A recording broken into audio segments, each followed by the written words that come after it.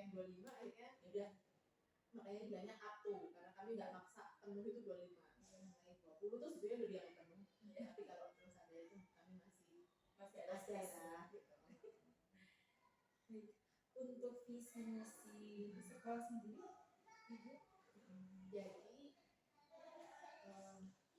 untuk kami gitu ya, untuk kami tuh shaping future leaders. Jadi lebih ke membentuk pemimpin masa depan dengan 3 core values. Itu ada leadership, character, ada creativity.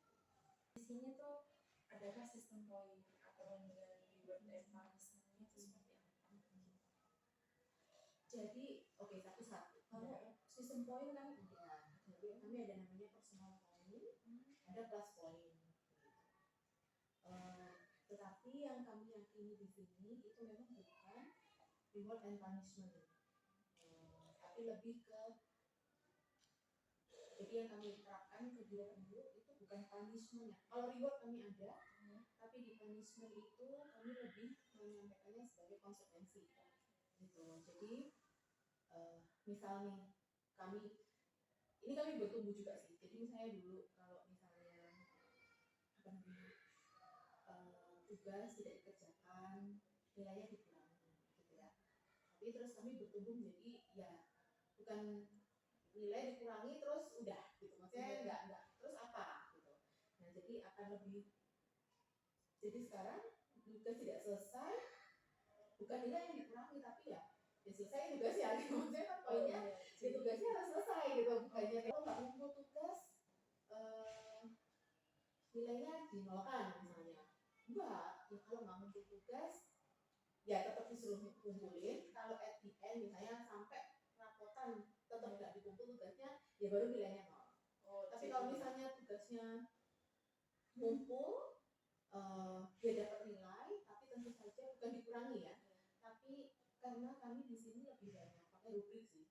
Nah, jadi di dalam rubrik itu kan pasti ada ketepatan waktu atau apa gitu. Jadi itu sebagai konsekuensi. Jadi bukan karena misalnya nilainya 100 tapi karena telat terus jadi 70 gitu ya. Enggak, tapi ya ada hitungannya memang. Kalau misalnya telat berapa di rubrik itu kan misalnya ada telat seminggu atau misalnya telat sehari itu nilainya dikurangi berapa, itu ada di rubrik. Seperti itu sih. Jadi kami fokusnya di konsekuensi. Terus kalau reward itu juga harapannya itu kami juga bertumbuh. Dulu reward personal point itu kami bisa tukar itu dengan barang gitu ya, misalnya bisa tukar barang kan. Dulu itu ada sistem apa kayaknya open store gitu ya. Jadi misalnya yang poinnya 20 kayak di poinnya poin 10 kamu bisa ngambil ini, kamu kayak gitu kan ya. Nah itu kami berubah dari situ, kami nggak mau yang bentuknya itu barang. Jadi reward ini kami kumpulkan, tapi ini lebih dalam bentuk reward yang meaningful ya. Jadi reward yang meaningful itu misalnya sesimpel mereka bisa menekankan rewardnya poinnya itu dengan waktu untuk lunch sama teacher gitu, atau dia bisa tukar itu dengan waktu untuk main sama papa, atau pijet 15 menit sama mama gitu. Jadi itu hal-hal yang kami mau buat supaya lebih meaningful ya. Iya sih memang karena kami juga belajar dari dulu itu ketika kami menukarkan reward itu dengan barang-barang, semakin kesini itu meaningless buat anak-anak. Jadi kayak nanti nggak ada PP loh, ya nggak apa-apa. Maksudnya apa sih cuman mendapat pensil gitu ya. Maksudnya buat mereka dengan ekonomi ya, betul. Buat mereka aku nggak butuh pensil gitu. Jadi akhirnya personal point itu bukan menjadi sesuatu yang mendorong mereka untuk melakukan hal-hal kayak gitu kan ya. Nah jadi akhirnya kami ubah dengan sesuatu yang itu tadi meaningful, dan kami melihat justru hal-hal seperti itu lebih meaningful. Misalnya kalau class point itu biasanya berhubung dengan class party. Class party ini nggak harus makan-makan itu bisa berenang sama-sama, bisa main air gitu, jadi cuma dikumpulin di lapangan tuh disemprot air. Jadi kadang-kadang tuh mikir, oke, receh sih sebetulnya, tapi kami berusaha untuk melihat apa sih sebetulnya, reward apa sebetulnya yang juga diharapkan dengan anak-anak yang ini program. Nah, kalau untuk barang itu ada beberapa kami juga masih ada, tapi bentuknya saya magic box. Kami menyebutnya magic box. Jadi ada kotak, ada banyak barang di situ, tapi istilahnya apa ya? Jadi kamu nggak akan pernah tahu kapan magic box ini keluar. Jadi bukan aku tak baik-baik hari ini supaya aku dapat magic box itu. Ya hari ini belum tentu magic boxnya keluar. Meskipun kamu sudah baik gitu. Jadi kamu nggak bisa menuntut magic box itu keluar karena kamu sudah baik. Tapi jadi bagaimana ya, kamu harus tetap melakukan hal baik supaya suatu saat ketika magic box itu datang, kamu sedang caught red-handed gitu, maksudnya tertangkap sedang melakukan hal baik gitu. Padahal pas kamu melakukan hal baik, pas teachernya ingin ngeluarin magic box gitu. Jadi ya kamu berhak gitu. Jadi kayak bukan, jadi diubah menjadi dari aku mau melakukan ini supaya aku dapat ini, menjadi ya udah aku harus tetap melakukan hal baik supaya suatu saat entah kapan atau bahkan mungkin sampai naik kelas juga kami dapat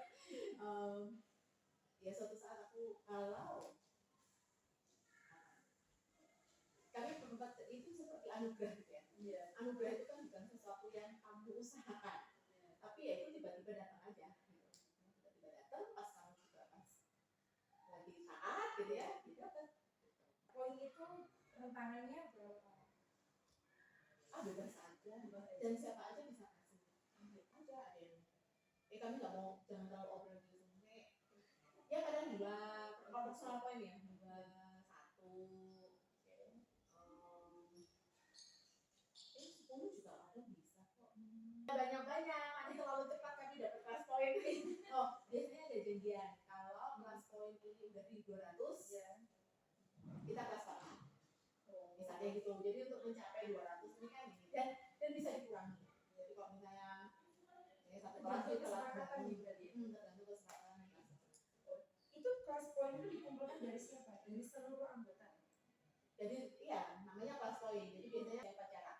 Kelas 1A nih rapi banget. Oke, kelas poinnya ditambahin lah ya. Nah, itu berarti milik bersama. Tapi kalau satu orang misalnya ngikutin anak gitu. Dan itu siapa aja bisa kasih. Kalau guru-guru kelas yang lain pun kalau misalnya mendapati bisa langsung bilang, kelasnya oke loh hari ini bisa kasih ini. Nanti mereka balik. Tadi dapat ini dari teacher. Yang itu siapa? Mereka tulis sendiri. Ada papannya. Ada papannya. Tulis di papan. Jadi nanti bisa dilihat sih. Itu di tiap kelas tuh ada CP gitu ya, kelas poin di atas, terus ada namanya masing-masing, personal poin. Jadi nanti kalau misalnya mereka termasuk kalau misalnya ada yang misbehave di sini, saya bilang teacher ambil personal poinmu ya 2. Jadi dia harus nanti kalau balik ke kelas dia akan hapus sendiri. Minus itu saya sedih banget mereka minus. Penilaian anak ini dalam hal pembelajaran itu bagaimana? Tapi memang lebih banyak itu kami pakai hobi gitu, karena kan memang lebih banyak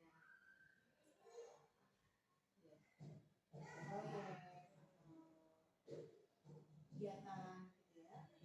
Nilai sendiri itu kami, jadi persentasenya kan kami atur sendiri.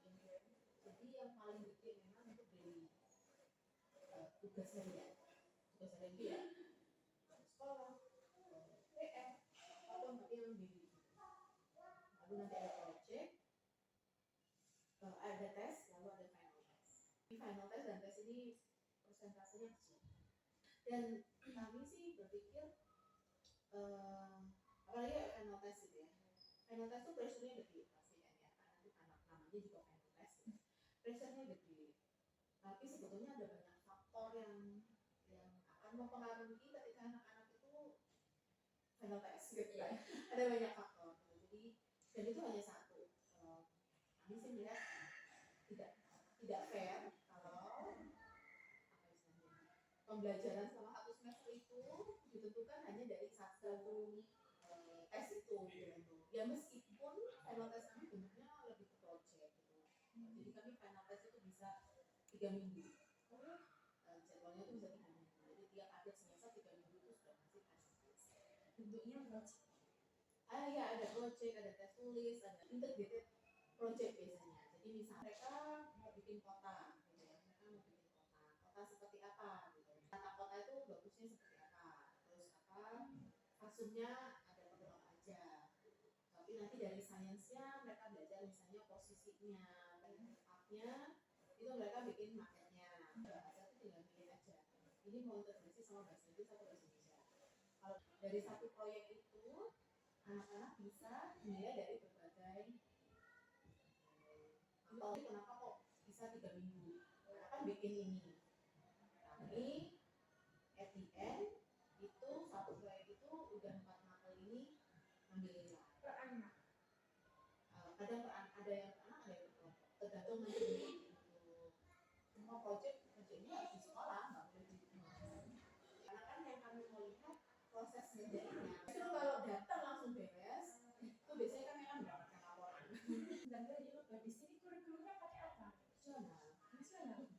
Mungkin ada Cambridge-nya atau yang Ada sih apa enrichment-nya ya. Enrichment-nya ada. Kayak pelajaran bahasa Inggrisnya kami bisa Cambridge.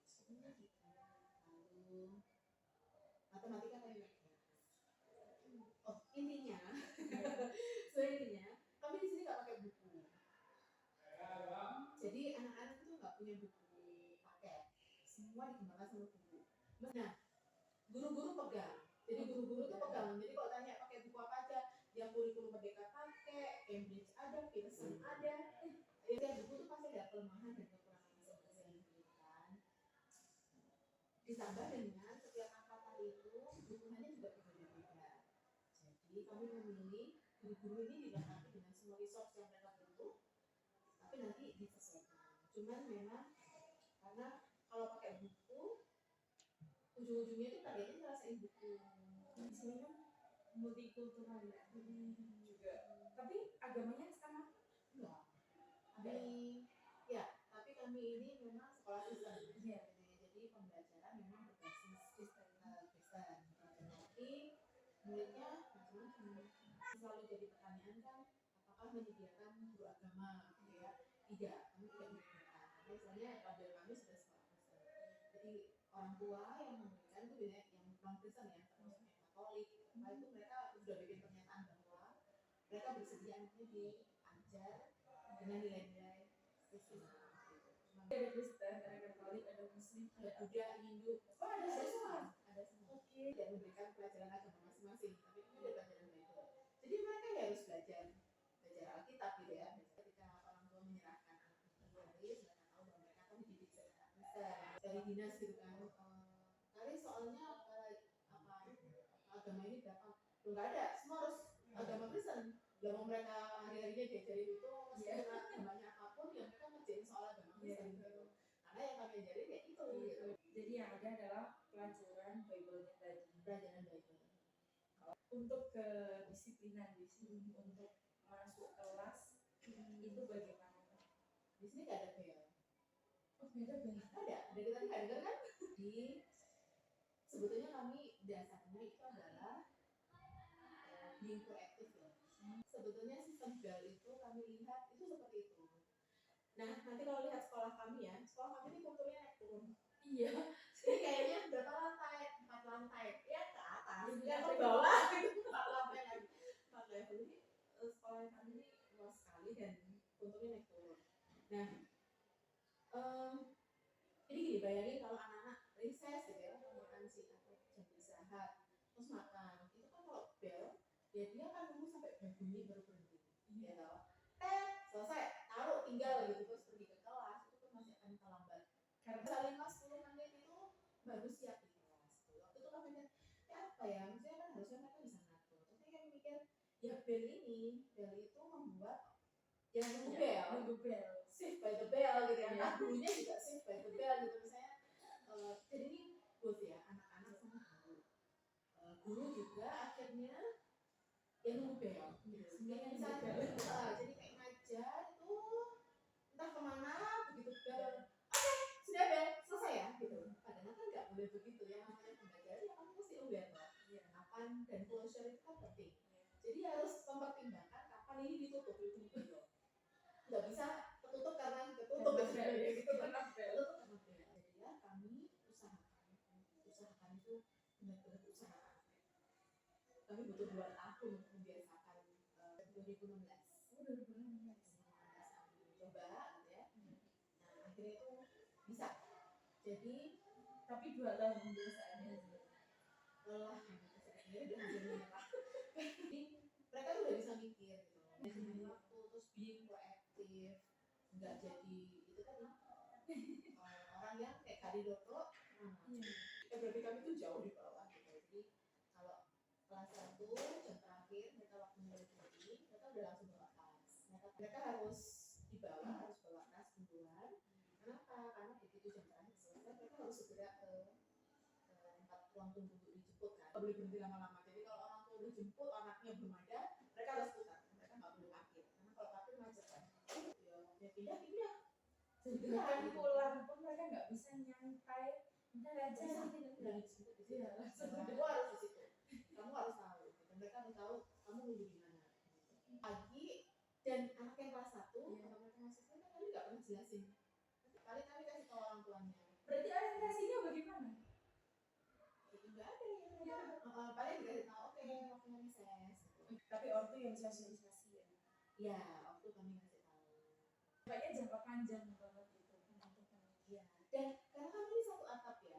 Dulu itu kan oh iya saya juga berpikir kalau satu atap itu belnya kan beda ya. Betapa ribetnya kan ya. Jadi nggak pelajar lomba bel. Dan ini bukan bel kita, ini belnya SMP. Dan karena kami recessnya harus diatur. Iya. Karena kan nggak bisa barengan. Kalau barengan kacau di sekolah gitu kan. Jadi diatur. Ini recessnya SD. Kalau di situ SD masuk, SMP-nya masuk keluar kayak gitu sih. Tapi di situ tuh meskipun tapi alasan utamanya kan bukan karena ini satu bukan lebih ke itu tadi membangun tadi makanya jadi dunia kami dulu waktu aku sekolah saya nggak mikir gitu ya saya asik aja kan bel gitu tapi begitu iya ya anak-anak ini kok nggak bisa ya kan mereka bilang telat kenapa iya tadi makannya belum selesai gitu kan tapi kenapa kok makan belum selesai kan mereka nggak iya karena pokoknya jatahnya tuh bel ya pokoknya makan aja ngobrol aja saya pokoknya begitu bel kan selesai tinggal berarti di sini rata-rata bawa jemput ya dulu enggak nah tapi terus SD sih enggak tapi ada kami kasih jambi di beberapa tempat tapi akhirnya rata-rata semakin kesini ya mereka akhirnya lebih menggunakan jambi atau enggak kalau anak-anak bilang jam berapa jam berapa kalau untuk anak kelas 1 bagaimana mereka bisa memahami jam? Tidak ada awareness ya lebih kayak tadi kayak kecil aja awal-awal ya enggak lama-lama ya mereka bisa ngambil kok itu ke sekitar dulu ya